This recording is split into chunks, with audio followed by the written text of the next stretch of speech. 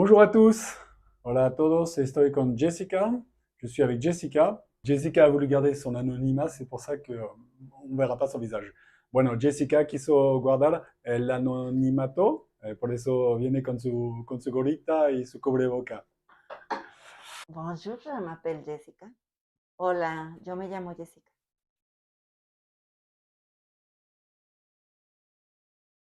Jessica, qu'est-ce que tu penses des symboles? Jessica, ¿qué piensas de esos símbolos? Antoine, lo que vemos es una ecuación. Antoine, c'est qu'on voit c'est une équation.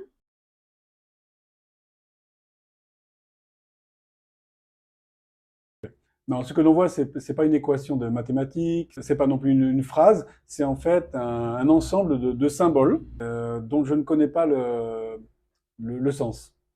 No, lo que vemos no es una ecuación de matemática, son, ni es una frase, son símbolos, son un agregado de símbolos y que tampoco conozco el significado.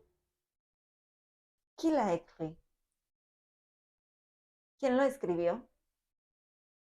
C'est moi qui l'ai écrite, soy yo quien la escribió. Ces symboles, ils viennent des mathématiques, effectivement. Ils viennent aussi de l'alphabet coréen, qui est un alphabet très géométrique pour moi.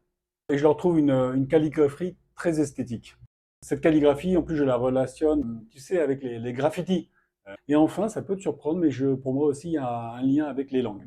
Para mí, estos símbolos tienen que ver con los símbolos o el diseño de las matemáticas, ¿ves? La caligrafía es muy importante, es muy bella, muy linda.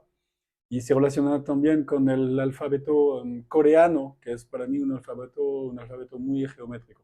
También lo vinculo con los grafitis, y son de colores. Y entonces veo una relación y por fin, tal vez te va a sorprender, pero puedo vincular esos agregados de símbolos con los idiomas. ¿Cómo es que lo vinculas con los idiomas? Comment tu l'associes avec les langues? Le lien avec les langues, c'est que ces symboles, on ne sait pas comment les lire. On est un peu perdu.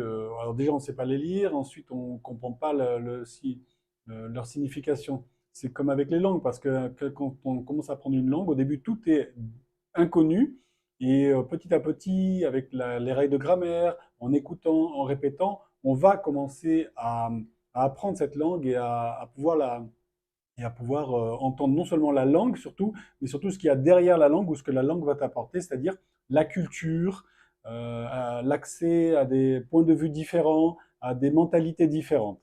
Es lo mismo con un idioma, porque cuando empiezas con un idioma, pues no lo puedes leer, no sabes cómo se lee, no entiendes el significado de las palabras, y es con aprendiendo las reglas de gramática, con escuchando, con viendo pelis, así que vas poco a poco aprendiendo el vocabulario exactamente con lo que pasa con este agregado de símbolos que si nos dan las herramientas para poder empezar a entender el significado, cómo se pronuncian los sonidos, vamos a entender el contenido del agregado de símbolos, pero también y sobre todo eso, lo que hay atrás, es decir, la cultura que hay atrás, los puntos de vista, nuevas ideas, todo lo que solo se puede expresar mediante este idioma. Indolocar. 12 symboles. Ils solient avec quelque chose. ¿Y estos símbolos con qué cultura se relacionan?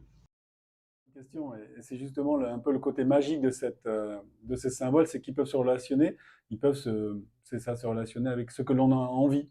Ça peut être avec nos vies passées, ça peut être avec notre prochaine rencontre et où, ça peut être sur notre futur, bien sûr, sur des mystères de l'univers qui nous sont encore inconnus. Ça peut être en fait tout ce que l'on souhaite. C'est ce côté artistique et magique que j'aime bien dans tous ces symboles. Bueno, es lo interesante de esos símbolos, es que pueden significar todo y nada a la vez.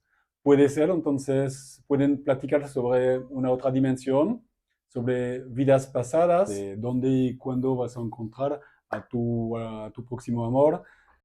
Qu'est-ce que tu veux partager avec cette vidéo? Oye, Antoine, pero ¿qué es lo que nos quieres compartir con este video? Parler cette vidéo, c'est parce que j'ai envie de parler de ce qu'est la vie pour moi, de la vie et de ses surprises et de tous les côtés inattendus que la vie nous réserve en fait et que malheureusement, je pense, beaucoup de personnes euh, subissent l'influence pour prévoir sa vie des dizaines d'années à l'avance, pensent à la retraite, pensent à leurs plans sur le futur et mettent en fait leur vie dans des rails et n'arrivent pas à en sortir. Et alors que je pense que la vie est justement est pleine de surprises, si on veut bien ouvrir la porte en fait. Donc c'est ça, ces symboles, c'est un peu ton avenir, ça peut être tout, en sachant que voilà, c'est en sachant que tout n'est pas limité. ¿Por qué hice esta video? Es porque para mí, bueno, es hablar de cómo yo veo la vida. Para mí la vida es una aventura. Um, Pienso que hay muchas personas que por miedo y por influencia de factores exteriores prefieren pensar su vida con 10, 20 años así adelante, tener todo hasta la jubilación, todo planeado, y eso es para mí no es vivir.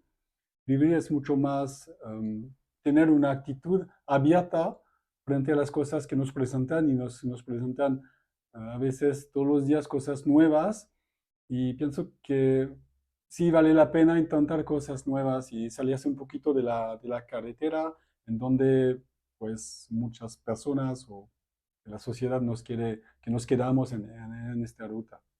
Además de este, entonces, de, como de esta opinión de cómo yo veo la vida, es para también expresar mi amor que tengo desde muchos años por los símbolos, por los idiomas, por supuesto, y por el color que vemos en los grafitis. Je veux remercier Jessica pour son aide dans cette vidéo, même si on ne voit pas son visage. Je lui avais proposé de mettre un masque mexicain de combat, mais bon, on n'en avait pas.